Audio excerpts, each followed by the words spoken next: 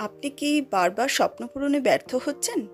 Target করছেন, বেশ কিছুদিন পরিশ্রমও করছেন, কিন্তু শেষের দিকে গিয়ে ধৈর্য হারিয়ে ফেলছেন? অথবা টার্গেট তো বানালেন, সেই টার্গেট ফুলফিল করতে গিয়ে ভয় পাচ্ছেন? এতে করে সাফল্য আপনার হাতছাড়া হয়ে যাচ্ছে? এর পেছনে অনেক কারণ আছে। এটি ৬ নম্বর এপিসোড। এর আগে ৫টি এপিসোডে ৫ রকম কারণ আছে। কি হলো, আবার ভয় পেয়ে গেলেন? জানেন তো, point 1 into 10 is equal to 1, কিন্তু 1 ইন্টু 10 ইজ ইকুয়াল টু 10, অর্থাৎ শুধু পয়েন্টটা তুললেই 1 10 হতে পারে। আপনিও আপনার প্রতিদিনের রুটিনে একটু অদল বদল করলেই দেখবেন সাফল্য আপনার হাতের মুঠোয়। যারা সফল হয়েছে তারা কোনো চাঁদের মাটিতে জন্মায়নি, তারা আপনার আমার মতো এই মাটির পৃথিবীতেই জন্মেছে। সুতরাং ধৈর্য ধরে শেষ অবধি শুনুন, আপনার অস্থির মন শান্ত হয়ে যাবে। মন শান্ত কখন হয় জানেন? যখন আমরা আমাদের প্রশ্নের একটা সঠিক সমাধান পেয়ে যাই। বারবার স্বপ্ন পূরণে ব্যর্থ হওয়ার সবচেয়ে বড় কারণটি হলো আমরা নিজেদের সম্পর্কে কেউ কেউ একটু উচ্চ ধারণা পোষণ করি। উচ্চ ধারণা পোষণ করা বা বড় স্বপ্ন দেখা ভুল কিছু নয়, কিন্তু ভুলটা কোথায় হয় জানেন? যখন আমরা ক্লাস 1-এ পড়ি কিন্তু নিজেকে ক্লাস 10-এর দাদাদের মতো জ্ঞানী মনে করি। 1 বছরেই মাধ্যমিক দেওয়ার স্বপ্ন দেখি।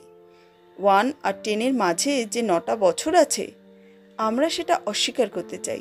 আমাদের মস্তিষ্ক কিন্তু এই তফাৎটা জানে, কিন্তু মন মানে না।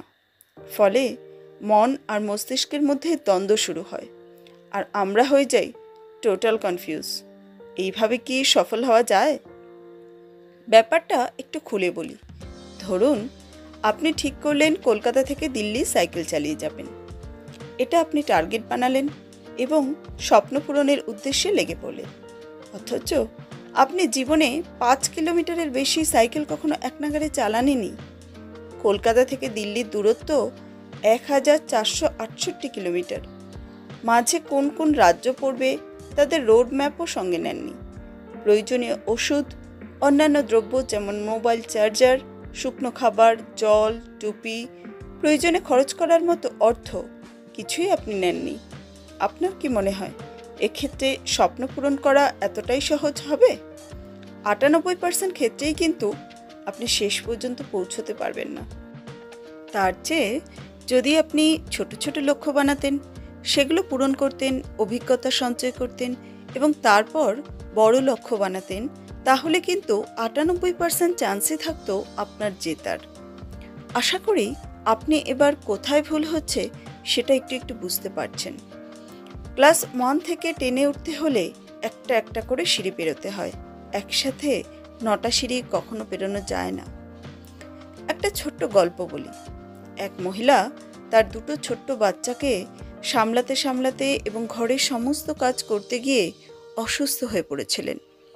এক ডাক্তারের সাথে পরামর্শ করলে ডাক্তারবাবু বলেছিলেন ওনাকে বিশ্রাম নিতে হবে, দিনে কমপক্ষে 20 মিনিট এক্সারসাইজ করতে হবে, পুষ্টিকর খাবার খেতে হবে, অর্থাৎ নিজের যথাযথ খেয়াল রাখতে হবে। ভদ্রমহিলা ডাক্তারের পরামর্শ শুনে আঁতকে উঠেছিলেন এবং জোর গলায় বলে উঠেছিলেন এগুলো করা তার পক্ষে কোনোভাবেই সম্ভব নয়, কারণ তাকে বাচ্চাদের জন্য সারা দিন পরিশ্রম করতে হয়।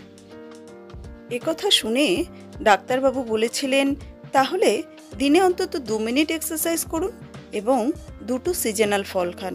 বাচ্চারা যখন ঘুমোবে সেই সঙ্গে আপনিও একটু ঘুমিয়ে নিন।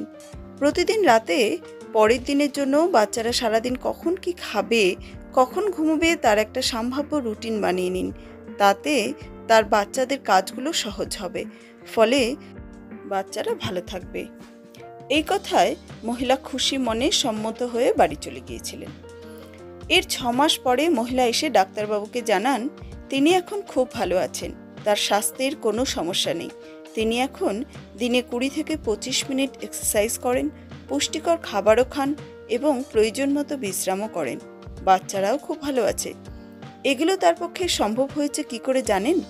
তিনি প্রথমে 2 মিনিট এক্সারসাইজ ও 2টো সিজনাল ফ্রুট দিয়ে শুরু করেছিলেন। পরে ধীরে ধীরে 2 মিনিট 20 মিনিটে পরিণত হয়েছে এবং যে বাচ্চাদের নাম করে ডাক্তারবাবু তাকে পরের দিনে রুটিন বানাতে বলেছিলেন, ওটা করেই তার সব কাজ অর্গানাইজ হয়ে গিয়েছিল। ফলে তিনি সারাদিন আগের থেকে অনেক বেশি সময় পেতেন এবং তার নিজের প্রয়োজনীয় কাজ করতে পারতেন। গল্পের সারমর্ম এই যে আপনিও একটু সময় নিয়ে চিন্তাভাবনা করে ছোট ছোট প্ল্যান করে কাজ করুন। দেখবেন আপনার অনেক বড় স্বপ্নও একদিন বাস্তব হয়ে যাবে। বড় স্বপ্ন দেখা ভুল কিছু নয়, আগোছালো চিন্তা করাটা ভুল। এটাই ছিল ম্যাগনেটিক পার্সোনালিটি তৈরির 6th এপিসোড। চ্যানেলে যদি নতুন হন তাহলে চ্যানেলটিকে সাবস্ক্রাইব করে রাখুন, যাতে পরের এপিসোডগুলো পেতে আপনার কোনো অসুবিধা না হয়। আগের এপিসোডগুলোর জন্য ডেসক্রিপশন বক্সে দেখুন, সেখানে লিংক দেওয়া আছে। তথ্যগুলো যদি প্রয়োজনীয় মনে হয় তাহলে লাইক ও শেয়ার করুন। ধন্যবাদ।